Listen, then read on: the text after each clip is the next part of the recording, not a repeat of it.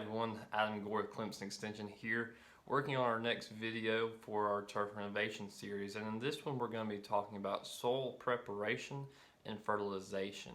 So right before we seed, we need to make sure that the soil is ready for the seed to come into the ground. And part of this is also making sure that we have a level ground.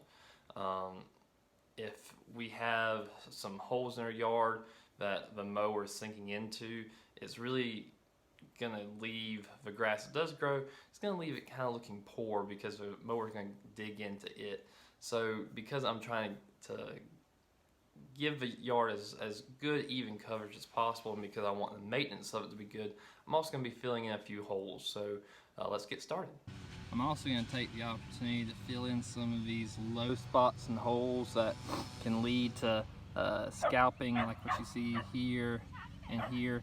The mower tires will go into it and will really dig into the ground and just leaves it really poor looking. So what I'm going to do is I've purchased some topsoil.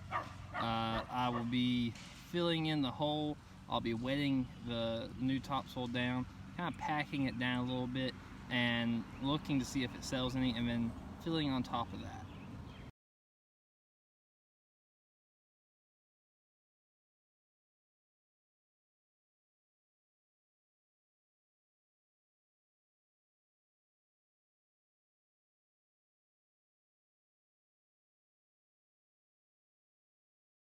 So when we talk about fertilization, the most important thing is to know what we're working with, and that's why I did a soil sample back at the beginning of a year, so that I actually know exactly what I was already having in the soil and also what I needed to have. And the great thing that Clemson Extension has is soil sampling access at our Ag Services Lab with Clemson University.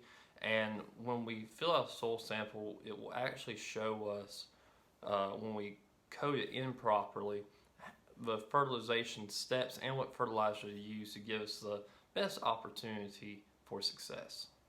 So make sure when you are putting out granular fertilizer that once you put it out, you go in two directions to make sure you get even coverage, but then that you're watering it in, because these granulars, because the nutrients are on another component, you have to water it in to actually get into the soil. Otherwise it sits on top of the ground and can actually burn any plants that it does come in contact with. But we want to get that nutrition into the ground. That way when the seed gets there, it can already start taking it up. We don't want the fertilizer to actually be touching the seed because it can actually burn and kill the seed. So the last thing we're doing in soil preparation is we're going to be removing some of that old dead material. So all the weeds have died out. And I've just taken a garden rake, so one of those solid metal rakes, and I've just gone through and I've scraped the ground and taken out a lot of dead material and opened up the soil. That way when we do put the seed out, it can go right into the soil, because we want good seed to soil contact. So by removing that excess material, we're able to get the seed contacting the soil a lot better, and we have better germination chance. So that's it for soil preparation, making sure that our ground is level, that we are fertilizing properly, and that we have good open canopy for the seed to fall into.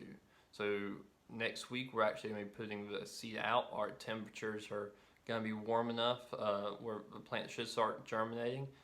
We're getting nighttime temperatures in the mid to high 50s. We would prefer the 60s, but I'll make it work. And our daytime temperatures are going to be in the 70s and 80s. So we're going to be seeding next week.